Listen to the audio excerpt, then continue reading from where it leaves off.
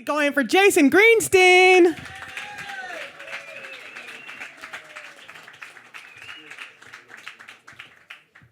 Keep going for Jason, you guys.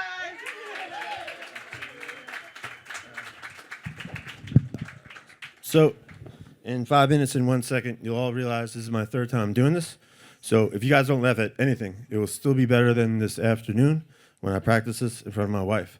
Because when I was done, she said, if you fucking mention anything about my health in joke 1, or tell joke 4 or 5, when you come home tonight and wonder where I am, I'll be next door blowing the neighbor.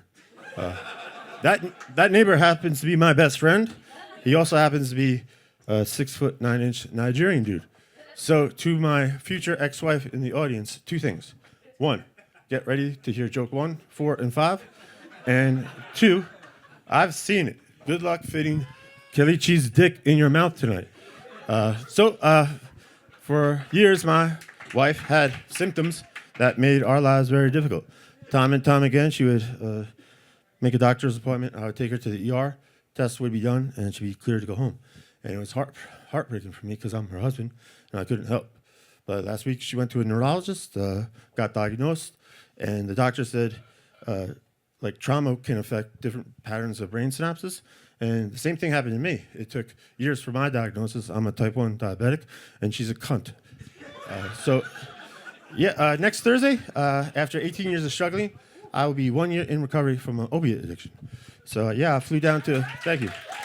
Yeah, I flew down to Dahlonega, Georgia, and I got cleaner. And I say cleaner because I still have a cocaine addiction that I'm trying to make more recreational.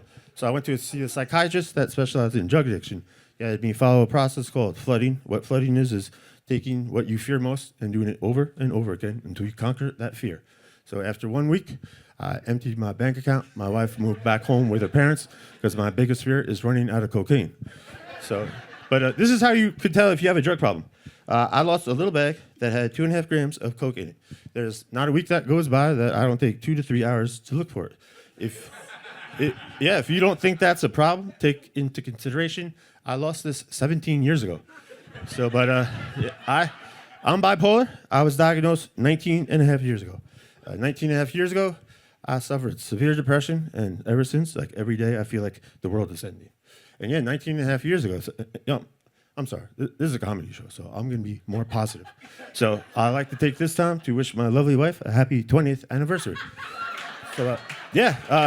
20 years, going on strong, and it wasn't always like that.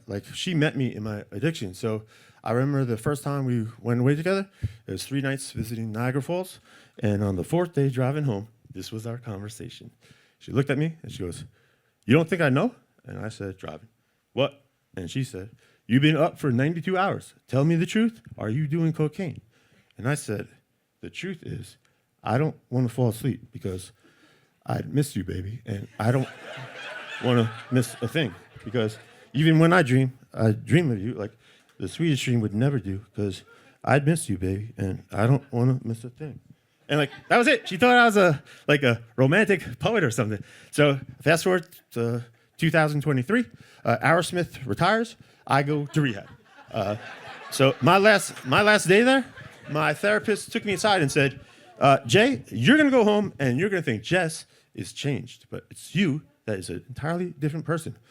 And in fact, so different that you might not even recognize her." I said, "That's bullshit. I know her better than the back of my hand, better than I know myself." And the next day I fly home. I go to sleep because I was so tired, lie down. Jess lies down right next to me, and she's 2 inches from my face.